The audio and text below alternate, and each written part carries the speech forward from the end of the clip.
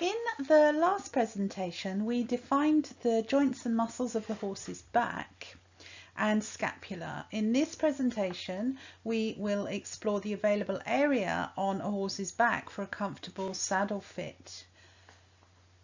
Broadly speaking, the principles are similar for both English and Western saddles, although it's important to consult about design and fitting features with the manufacturer or retailer of the saddle being fitted for their specialist advice.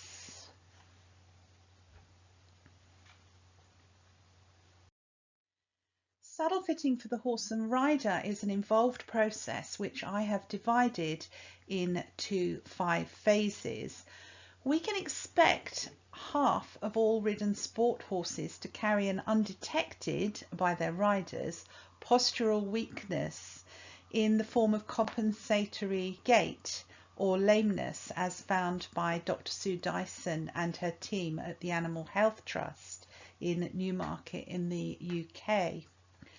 So a careful look at the horse is required before a saddle goes anywhere near a horse's back.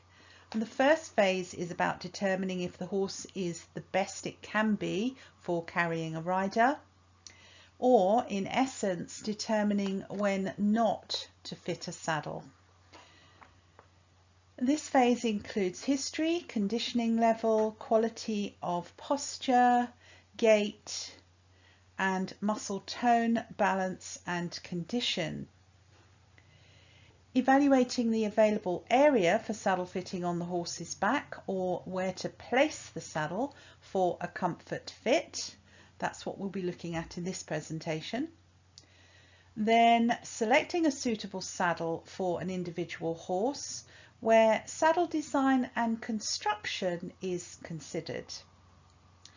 Same for the rider, to include stability and equitation postural assessment. And finally, looking at the horse saddle and rider as a combination to ensure that the saddle is fit for purpose and facilitates balance, stability and performance for both elements. And again, this presentation focuses on the basics of where to place the saddle on the horse's back for the horse's comfort in movement. First, let's take a brief look at how equitation came to be.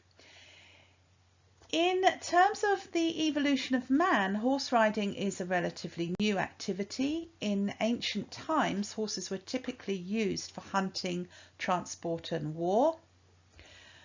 Horses were largely only used for leisure in racing, called the sport of kings, because it was not an affordable pursuit for the general population.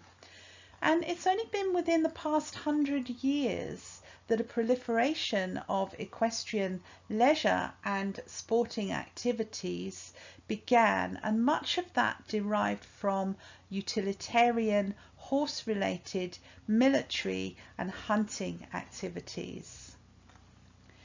Recently, we have seen an accelerating demand for and achievement of athletic performance for competition. The modern sport horse is typically a pure or mixed breed with a variety of back conformation types. As you can see here, all of these are ridden horses.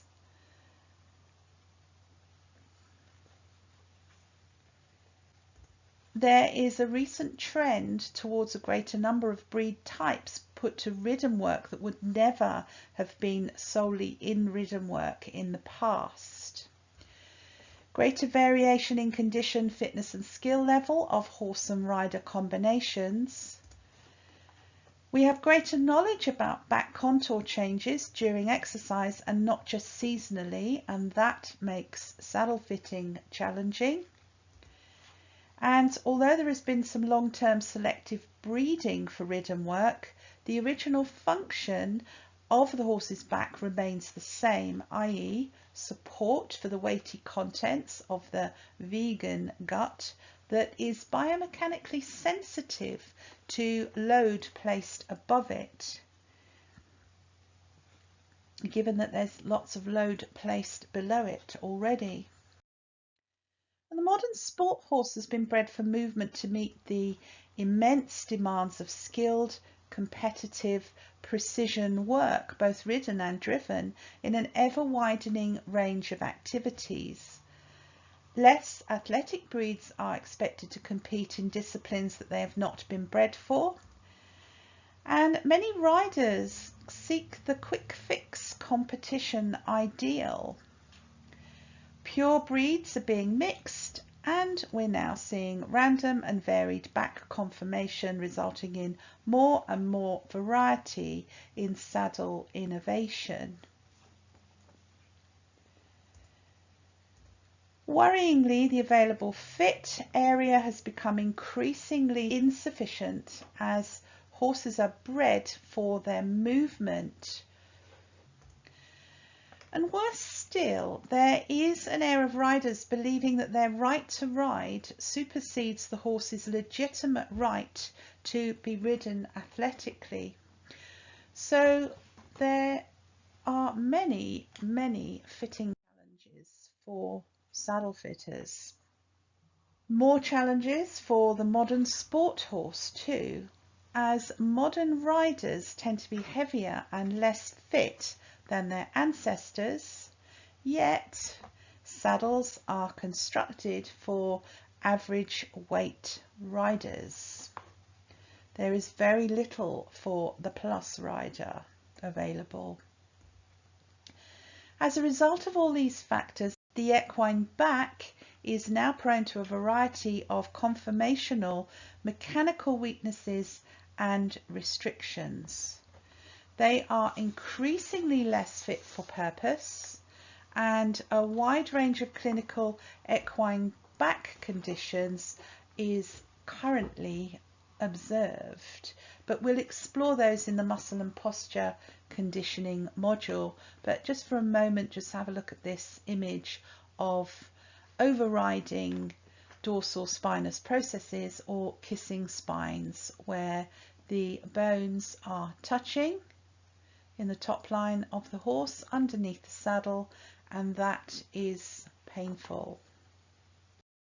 Let's take a look at the equine back in motion from the front and above, and this horse has had the available saddle fit area plotted on it, and the saddle should sit on a muscular shelf formed in the main by longissimus dorsi but overlaid by latissimus dorsi, which retracts the thoracic limbs.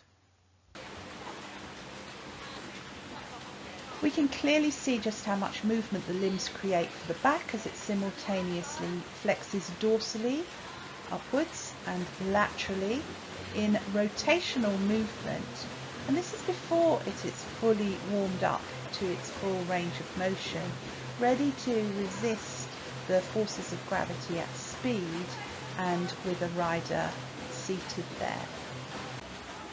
So the saddle must not interfere with the rotation of the back or the scapulae or the thoracolumbar, marked here, and lumbar regions. Clearance for the vertebrae and associated rib joints to move through their full range of motion is a further requirement. And related to this issue, as I see it, the saddle panels have to facilitate blood flow to underlying muscles, yet too frequently this is not a saddle fitting consideration at all. And typically the rider mounts, the horse is given a brief warm-up and blood flow is restricted. We can only imagine the working back muscles with a saddle and rider in place in this scenario, but without warming the horse up from the ground without a rider on, it is plausible that the saddle and the rider will impede the warm-up to some degree.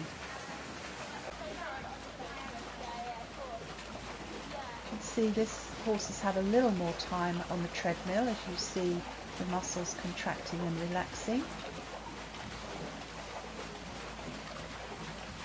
A lot of movement through the limbs.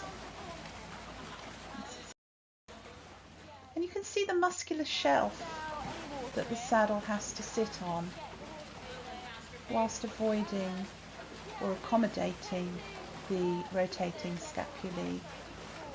Not a lot of spinal movement here. This was a horse in rehabilitation.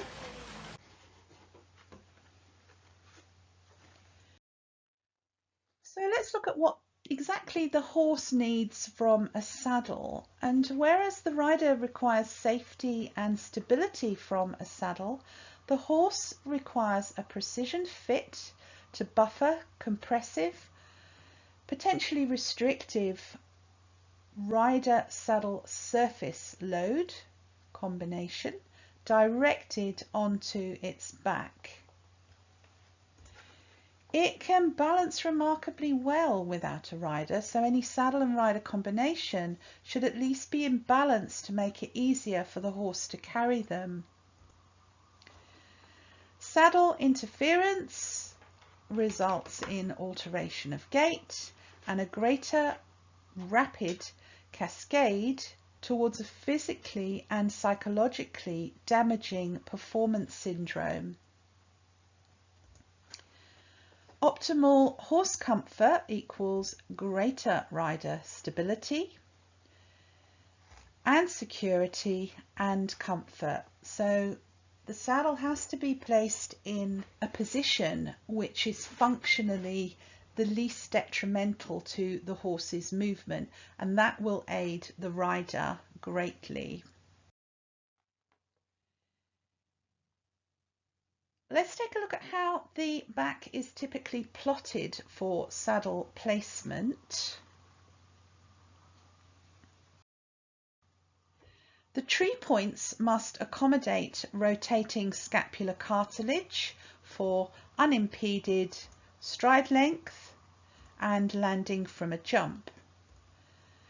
The scapulae position should be noted from the side and above, so looking at the location and sighting of the scapulae, comparing one with the other to see which one is more caudal or backward than the other. There is laterality present in some 70% of the horse population, meaning that one can be sighted further back and hence more pronounced, it will be bigger compared with the other. And in this instance, the caudal scapula would be the one which the saddle fitter would plausibly need to take into consideration to determine fit if contact with the saddle in that area is to be avoided. Tree points typically can be sighted 5 centimeters from the caudal border to completely avoid the scapula.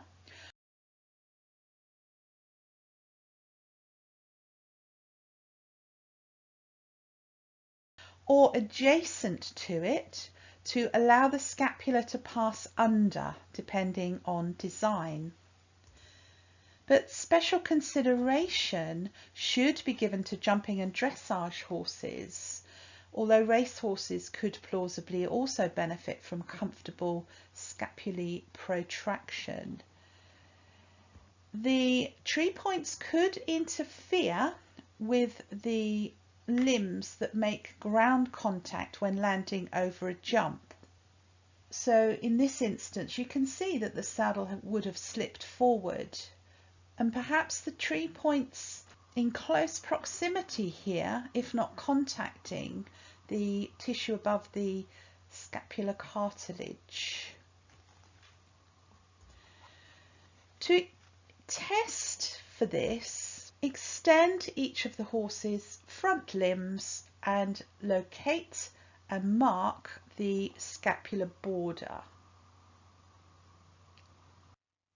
There is an alternative, as I just mentioned. Some of the more contemporary designs place the saddle immediately behind the scapula to allow it to rotate underneath the tree points.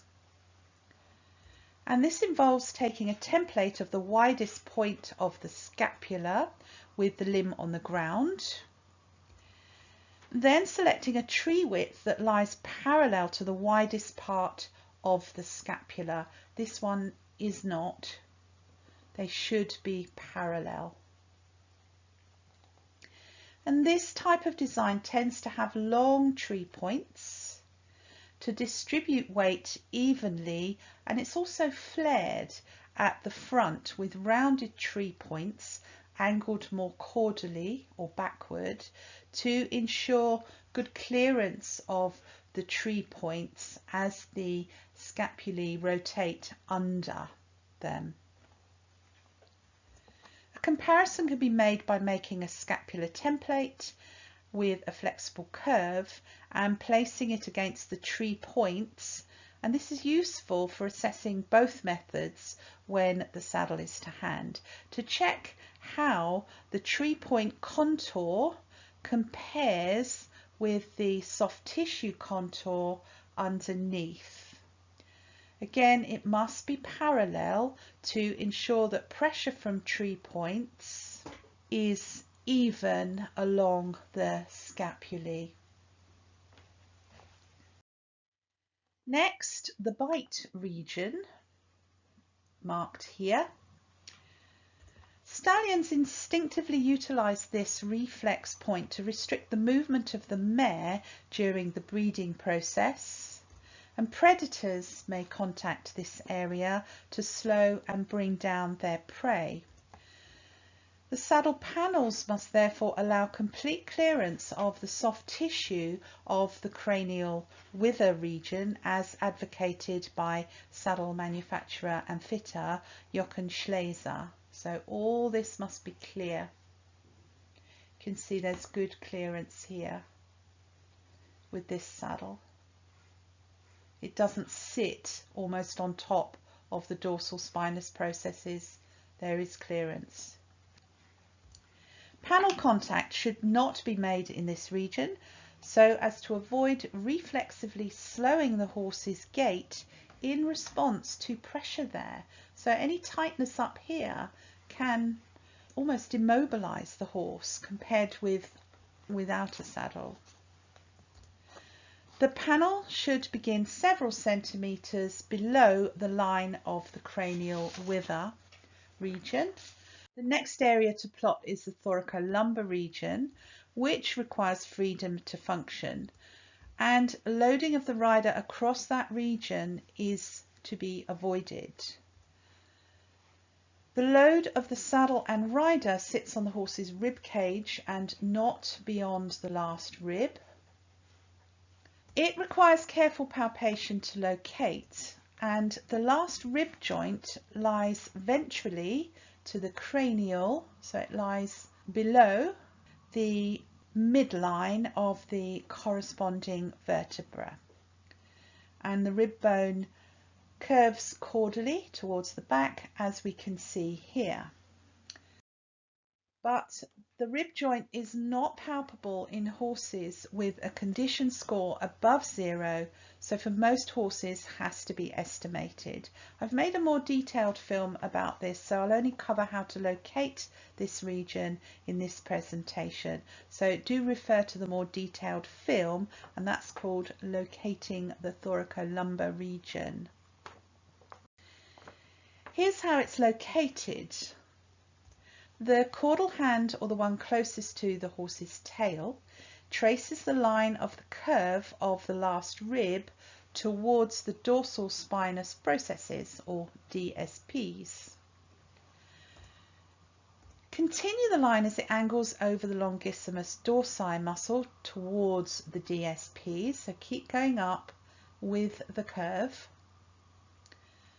And the cranial hand, or the one nearest the head, palpates the DSPs to determine the segment that separates the thoracic vertebrae from the lumbar vertebrae. Then palpate the outlines of the individual DSPs as they approach where the line of the last rib has been identified here. The last thoracic vertebra is cranial to the rib locating hand. This is the thoracolumbar joint. An alternative method, although I believe is only useful for comparing your result, is to determine where the cranial and the caudal coat directions meet. So if you have a look on a horse, the coat curves downwards from the back and downwards from the front, more clearly seen here, and meets in the middle. So you would trace a line directly upwards, and that should indicate the thoracolumbar joint, perhaps due to the two differing movements of the thoracic and lumbar regions that has somehow affected hair growth patterns. And this image shows what your fingers point to when locating the thoracolumbar joint.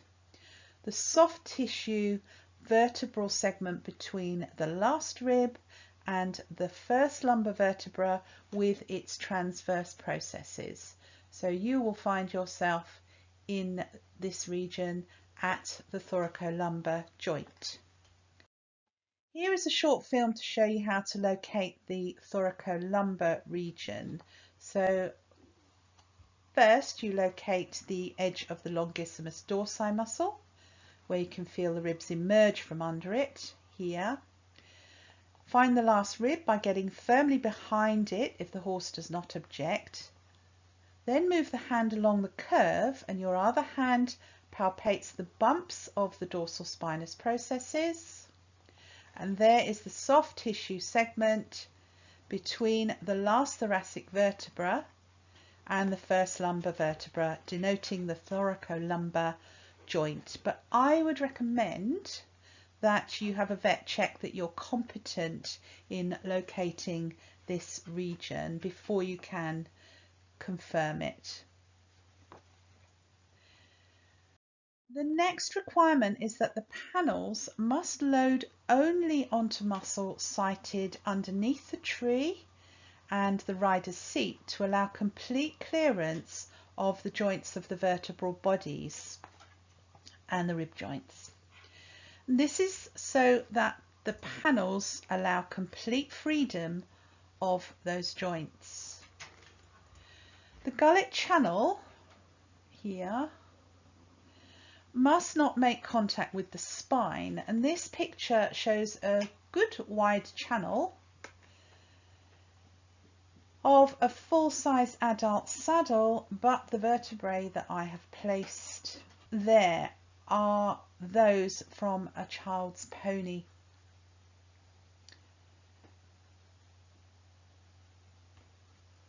So gullet channels can be restrictive. But the challenge is, do we sacrifice maximal panel weight bearing surface for vertebral range of motion? Compromising either is detrimental. The panels must distribute the rider's weight across the longissimus dorsi muscle without contacting the palpable bony structures. So there has to be sufficient flocking to lift the panels above the horse's spine. The test for this is to palpate the lateral border of the longissimus dorsi muscle between the ribs and the vertebrae to determine the location. You don't want the edges of the panel to protrude or sit beyond this region, otherwise they may irritate the ribs which emerge from under that muscle. Next, the girth groove. The saddle should load perpendicularly onto the horse's back from a horizontal muscular shelf, which I showed you in the film, along the top line, and a vertical groove around the thorax. This ultimately shows how the tree shapes and sits above that muscular shelf. The billets should lie perpendicularly, that's straight down, unless for balance. Sometimes there's a balance strap at an angle from nearer the middle or back of the saddle to fasten here, or from the tree point. But in the main, billet straps or girth straps are loaded perpendicularly downwards. In this picture we can see on the top of the saddle where the pressure loads from the girth. And note that in that region there are the stirrup bars also, so plenty of potential for restriction in this region. The girth groove is located behind the elbow and across the sternum, and it's the flat region before the curvature of the ventral rib cage. So if you look carefully, this area is flat, then starts to curve, and that's where the girth groove is.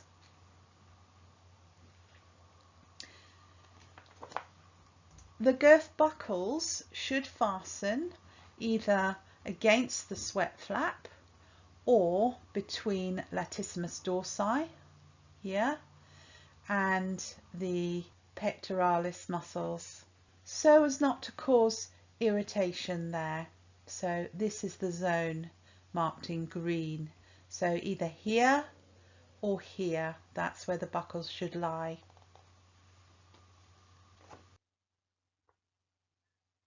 To test for this, stand back from the horse and from the side observe the flat area, which I just mentioned, of the ventral thorax against the sternum. Then trace the line vertically up towards the region where the billets could potentially fasten. You can see clear differences between these two examples. The grey tending to fit our rule, the brown requiring a special curved girth, because this girth groove is more forward than the actual placement of the tree and the billets, which would be about here. Putting all this together, here are a couple of images to illustrate how the back is plotted. Scapular avoidance, bite region avoidance, thoracolumbar region marked, and longissimus area. And using chalk to mark the area is very useful. And in this picture you can see the girth groove and the rotation of the scapula, clearance for it, thoracolumbar, and the longissimus muscle that the saddle panels can sit on. This is the elbow movement line here.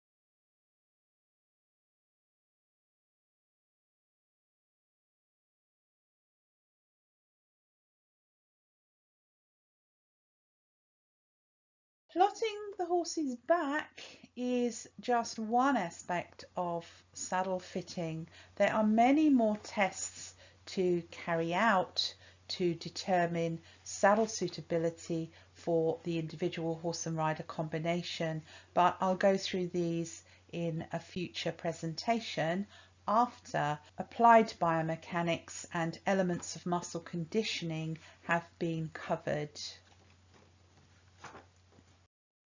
In the next presentation in this kinetic anatomy series, we will explore the position of the limb muscles.